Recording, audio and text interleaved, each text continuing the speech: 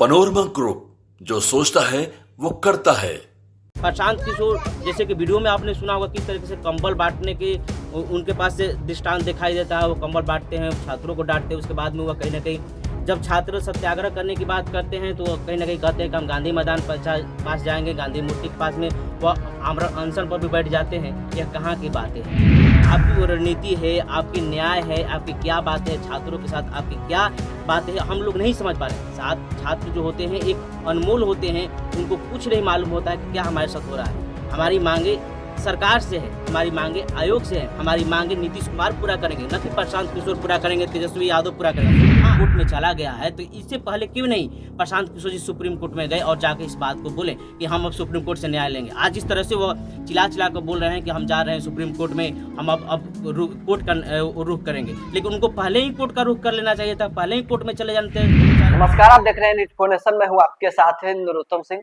जनसुराज के सूत्रधार प्रशांत किशोर बीपीएससी अभ्यर्थियों के मुद्दे को लेकर आमरण अनशन पर बैठे थे।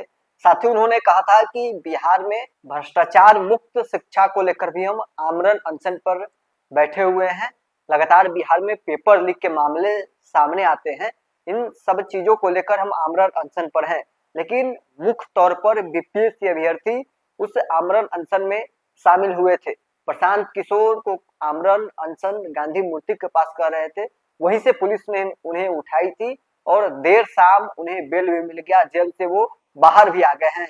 लेकिन अब बीपीएससी अभ्यर्थी प्रशांत किशोर के खिलाफ ही मोर्चा खोल दिए हैं। बीपीएससी अभ्यर्थी का वीडियो सामने आया है। अभ्यर्थियों का कहना है कि प्रशांत किशोर अगर अभ्यर्थियों के लिए इतने ही हिमायती थे तो वो कोर्ट का रुख पहले क्यों नहीं किए। अब जब वो जेल से बाहर आए हैं, जब उन्हें पुलिस डिटेन की है, उसके बाद अब वो कोर्ट जाने की बात कर रहे हैं। प्रशांत किशोर अपनी सियासत को चमका रहे हैं। अभ्यर्थियों के बहाने वो चाहते हैं कि बिहार में हम स्थापित हो जाए। क्या कुछ बीपीएससी अभ्यर्थी कर रहे हैं, किस प्रकार से प्रशांत किशोर के खिलाफ में मोर्चा खुले हुए हैं, छोड़ जाते हैं आपको इस वीडियो के साथ। मैं भी बीपीएससी 17वीं परीक्षा दिया था। जिस तरह से बापू सभागार परीक्षा परिषद पटना में पेपर लीक होता है, वहाँ पर बहुत सारी आपको अनियमितताएं दिखाई देती है जो आपके सामने, आप उसे अज्ञात नहीं है, आपको ज्ञात है।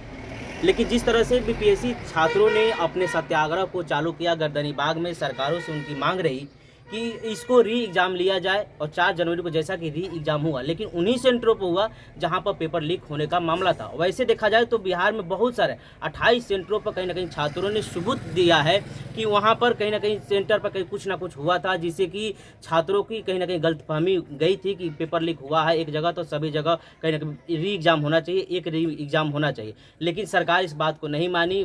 आयोग ने कहा कि जहाँ पर केवल एक पुख्ता सबूत मिला है डीएम के कहने पर, प्रशासन कहने पर, वहीं पर होगा, वो कर भी दिया 4 जनवरी को। लेकिन जिस तरह से छात्रों का सत्याग्रह अभी भी चालू है, अब इन बिहार भाइयों को, बिहार वासियों को अब समझ जाना चाहिए कि कहीं ना कहीं यह छात्रों का जो सत्याग्रह है आज से शुरू नहीं है। बापू जब जय प्रकाश नारायण थे, बापू हमारे यहाँ महात्मा गांधी आए थे, उस समय की हम कहीं ना कहीं आंदोलनकारी वाले धरती हैं, हम वहाँ से आते हैं, तो ये सत्याग्रह अब चालू है। ये छात्रों का सत्याग्रह रुकने वाला नहीं है। मैं तो 13 करोड़ लोगों से कहना चाहता हूँ कि आप लोग भी आएँ और इन छात्रों के साथ में खड़े हों। लेकिन कुछ चंद नेताओं, कुछ लोगों के साथ इस प्रकार के रवैये छात्रों के साथ किया जा रहा है, ये कहीं ना कहीं सरेआम गलत है।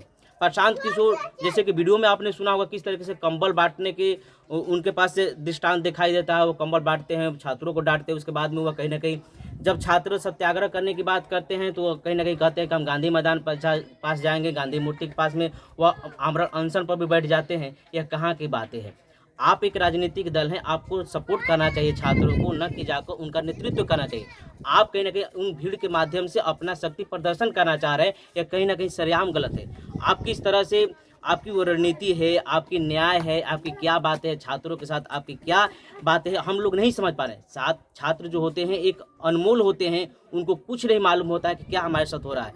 हमारी मांगे सरकार से है, हमारी मांगे आयोग से है, हमारी मांगे नीतीश कुमार पूरा करेंगे, न कि प्रशांत किशोर पूरा करेंगे, तेजस्वी यादव पूरा करेंगे। हाँ, यदि आप बिहार के हैं, राजनीतिक दल के मायने रखते हैं, और यदि आप चाहते हैं कि कुछ छात्रों के साथ में हित हो, मैं आपको यह पुख्ता सबूत के साथ कहना चाहता हूँ कि यह बात सही है कि कहीं ना कहीं बीपीएससी 17वीं में धांधली हुआ है।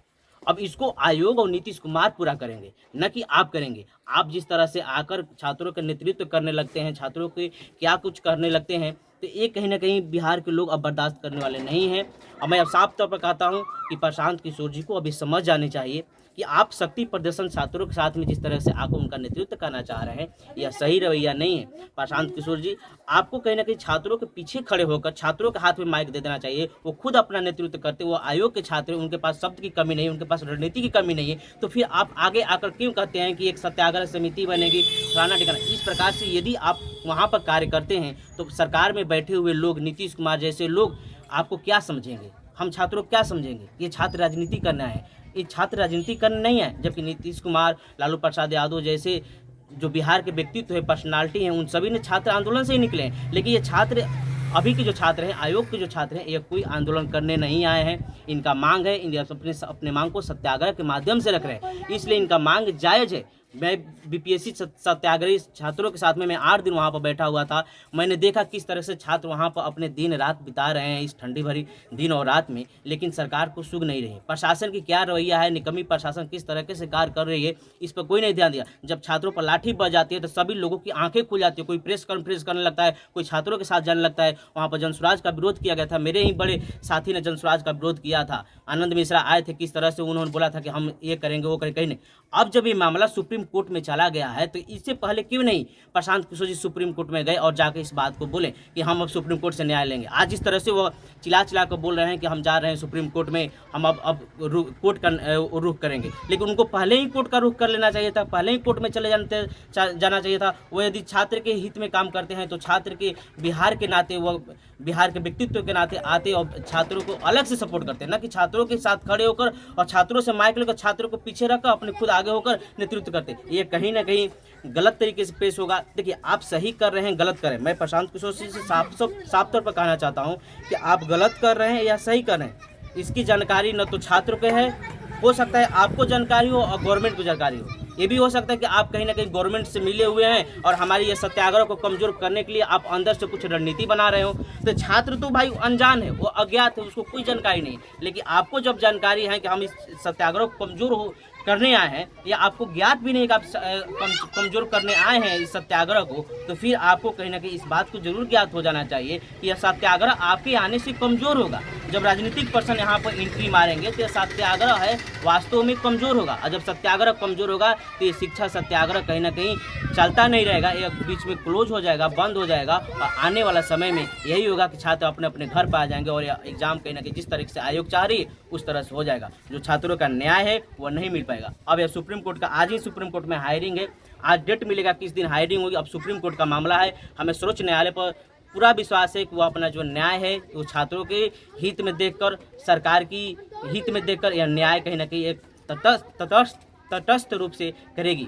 और ये कहीं ना कहीं सर्वोच्च न्यायालय से मेरा हार्दिक यह निवेदन है कि वह यह न्यायालय जो है अपना न्याय जो है एकदम अच्छे तरीके से दे और छात्रों को और सरकार को बीच में तटस्थता के रूप में वह न्यूट्रल होकर कहीं ना कहीं न्यायाधीश के रूप में काम करने की कोशिश करे।